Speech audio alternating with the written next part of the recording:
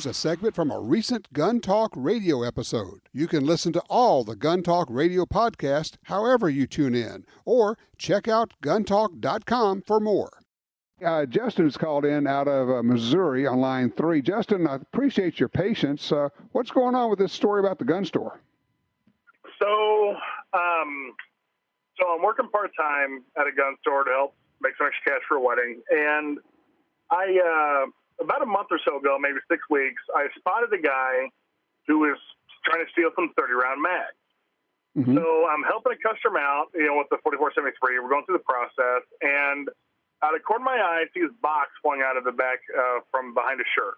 So I call him on it, and like, hey, okay, fine, I spotted it, whatever, it's done. I start seeing more.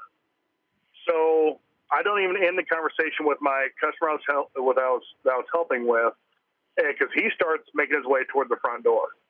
So I just break conversation. I run around. I get my boss. Mm-hmm. I said, hey, we got somebody trying to do some stealing here. So we both take off. And as soon as I spot him at the end of the aisle, about 10 yards from the door, mm-hmm. He knew it was me, from the one who spotted him the first time. And I said, hey, sir, do you mind opening up your pockets? And he just started shaking. And he started pulling stuff out of his pockets. And, we checked him for a firearm.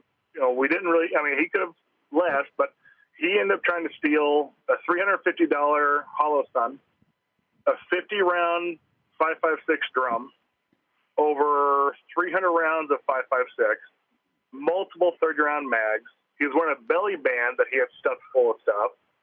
Like I said, he even had, like I said, a 50-round drum stuffed in his pant legs.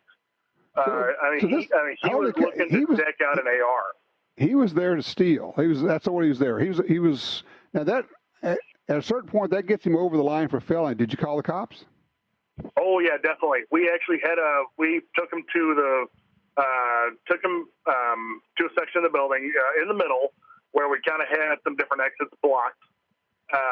Just in case he tried to run or something. But, mm-hmm. He was over the $750 felony limit, contacted local sheriff's department. But also, I know from listening to you guys and first-person defender here and there, that could have gone bad really quick.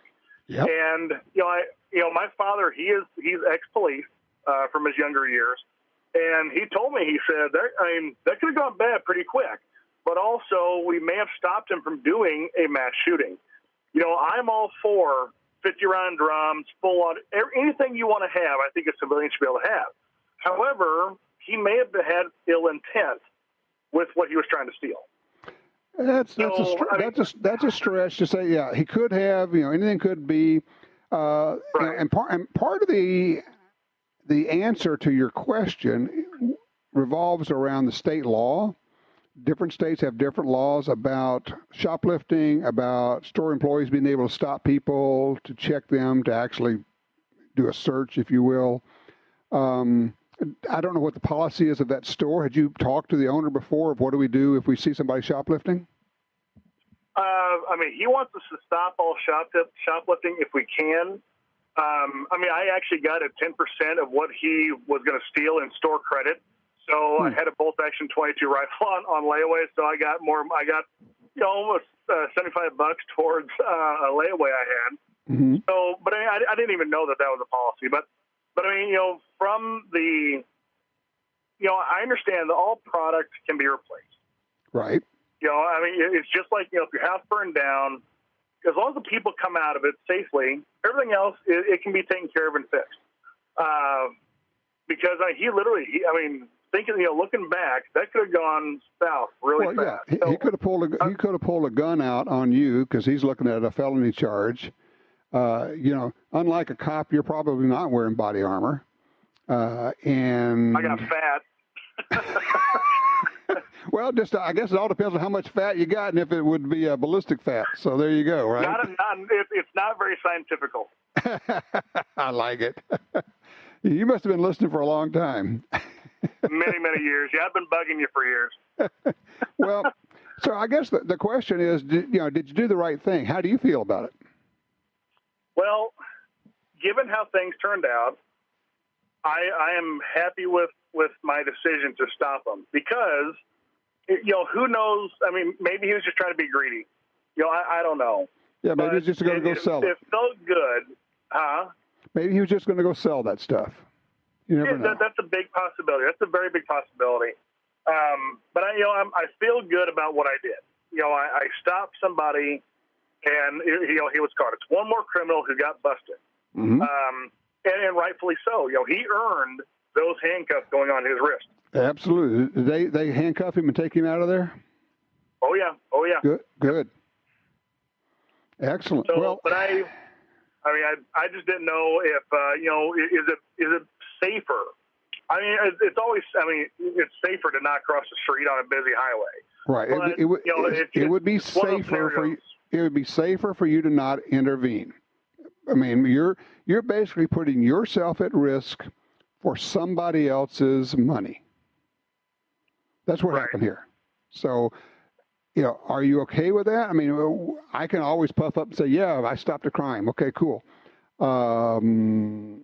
Risk reward. It's that, we're always doing the risk reward deal, right? And so in this case, I don't know what the risk was, but what's the worst that could happen? What's the best that could happen? Let's look at it that way. The worst that could happen is somebody gets killed. The best that could happen is you save somebody $750. Right. I think it's worth having that conversation with yourself and maybe with the store owner and just say, look, what is our real policy and what kind of coverage do we have for if I get sued or, and what are you going to do if somebody decides he doesn't want to be stopped and he's going to take off running? Are we going to physically try to put hands on him? That would be a different level of, rather than just saying, stop right here, let's see what you got. If you started to put your hands on somebody, I think you're entering a different era, a different place there legally. Right, and personally, I never touched him. My boss was the one who was halfway searching them. I told the guys, like, hey, empty out your pockets. I want to see bunny ears. But my boss was actually the one who was I was trying to stay calm because it's a stressful situation enough as it is. Mm-hmm. I wanted to stay in control of the situation because he was shaking like crazy. I mean, he was stuttering. He knew he did wrong. And he was in a bad spot. Did you consider this guy Did you consider this guy strung out on drugs? No. He was of sound mind. He wasn't. There was no slurring. His eyes weren't bloodshot. He was fully aware, from what I could tell. That's the question, is from what you could tell. Maybe he was feeding a drug habit. Maybe you just don't have any idea what's going on. There are just an awful lot of if you stop to say, okay, how many things could have gone wrong versus what could have gone right, the math may change for you. The calculus may change a bit. I'm just throwing that out for you, okay? Well, and that's why I want to talk to you about it, because, you with your years in the industry, all the training you've been through that I have not even touched the tip of the spear that you've gone through, you have a lot more perspective on this than I do. And, to me, my life is worth a lot more than $750 for a store owner, no matter who they may be or how close I am to them. Yep.